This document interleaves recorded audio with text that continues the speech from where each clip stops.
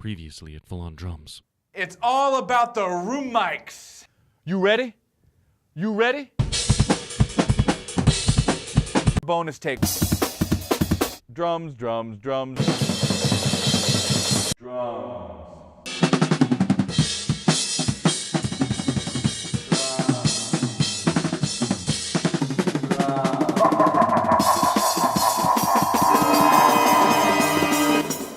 Today at FullOnDrums.com, we're gonna blow up some room mics.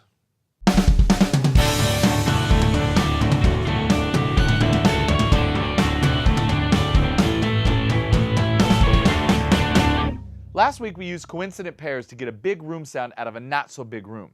This week we're gonna take those sounds and show you how to get even more out of your room mics in the mix.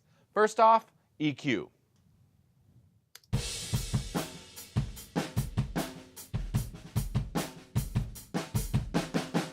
I'm going to start by rolling some low end off, just to tighten up our room sound and clean up some of the sloppy bottom end of the kick. Next, I'm going to clean the mid-range up by pulling a couple dB of right around 500 Hertz. Another cool trick you can do is push the snare drum back by pulling the fundamental frequency. In this case, that's 257 Hertz. We have a very tight cube, and we're pulling 12 dB. Another way to create depth and tame some unruly cymbals is to roll off some of the high end.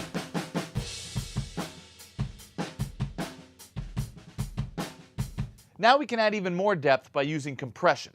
We'll start off with a little bit just to excite the room.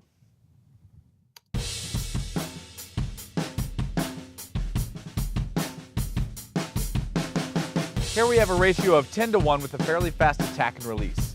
Our threshold is at -20. This won't crush your rooms, but it will definitely excite them.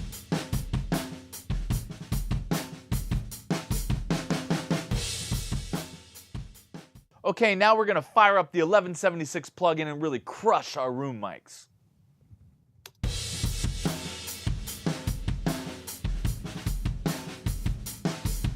Now we have the 1176 with all the buttons in and the fastest attack and release possible to really crush the rooms. Now we're going to show you another trick to make your room sound even bigger than it is by delaying the room mics. You can either do this by shifting the tracks back in the timeline or using a plugin. We're using a plugin set to 10 milliseconds. See, this effectively moves your room mics another 10 feet back in the room, making your room sound even bigger than it really is. Be careful not to delay them too much though, as it can get really sloppy, especially if you have a lot of kick drum in your room mics. Plugins are a great way to demonstrate these techniques, but let's fire up some hardware and get our hands dirty. Now we have the Allen Smart C1.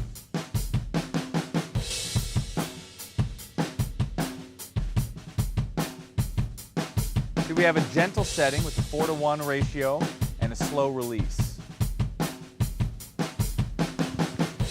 Take that up to a 10. We'll make the release a little quicker. You start to hear it work a little more.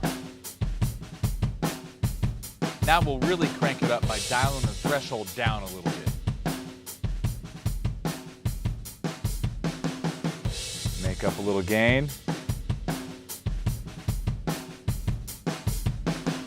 Yep, it doesn't get much smoother than that. That's why the C1's a classic.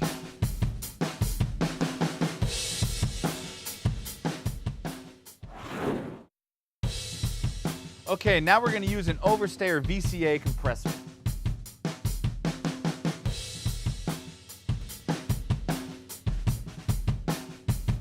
We're starting off with a gentle 2:1 compression, nothing too extreme, just trying to excite the room a little bit. Now let's take it up to a 10:1.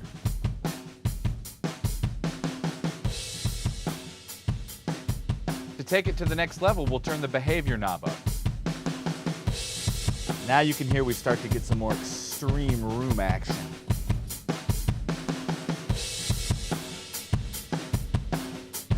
We'll use the onboard EQ to add a little 12K on the top and 100 Hertz on the bottom.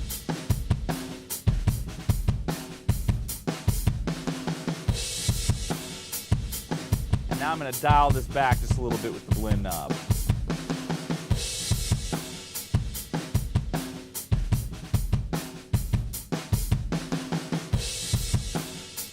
The overstayer really gives you every tool you need to tailor your room sounds just the way you want them.